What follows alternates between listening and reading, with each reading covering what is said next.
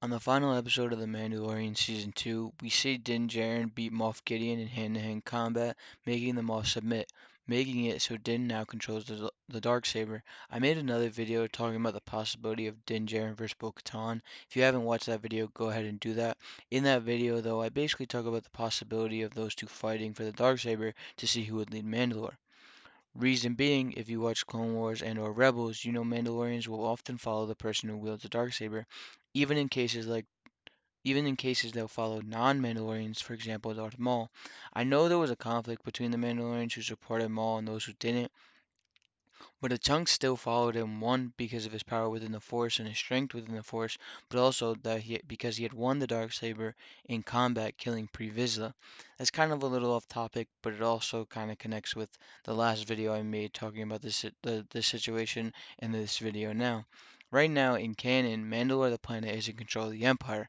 I know the Empire is technically no longer a big thing or is no longer a thing in the galaxy, but lingering pieces of the Empire still control sections of the galaxy. If you read the Aftermath books or even in The Mandalorian, it's kind of inferred that there's different pieces of the Empire controlling different types of different sections of the galaxy. Plus, the Empire had destroyed or started destroying Mandalore before the second Death Star was destroyed, making it so surviving Mandalorians fled the planet basically to save their lives.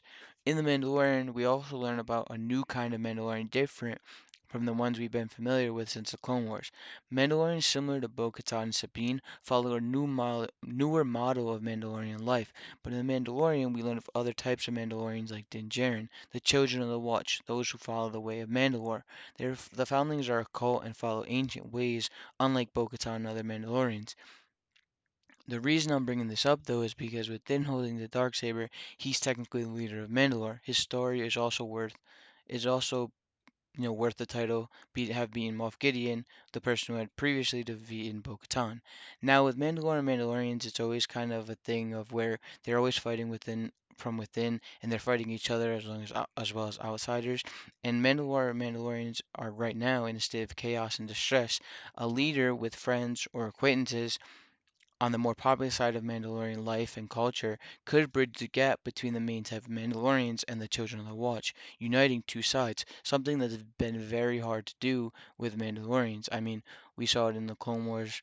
Death Watch kind of sided with Maul for a little bit. Then that was kind of a civil war in itself of fighting and tugging for Mandalore, the pacifists versus those who wanted to follow, Maul and the more warrior type ways.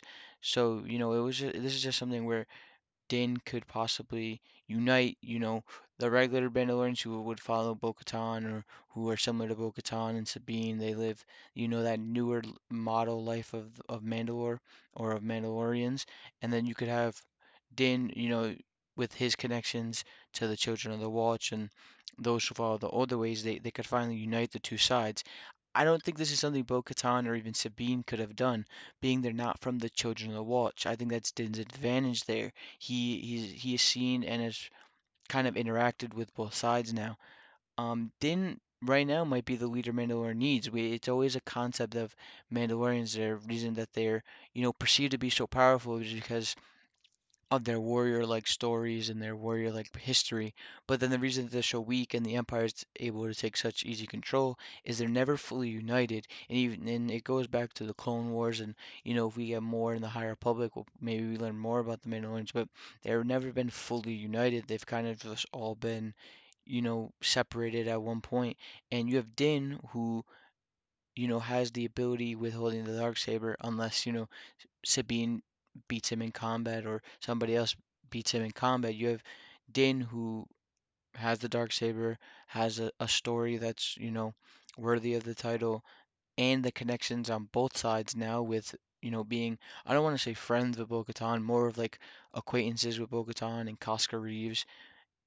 He also has the connections with the Children of the Watch. He could be the one leader to finally, fully unite all of Mandalore and take back what was taken from them. That's it for the video. Like, comment, subscribe. I'm out.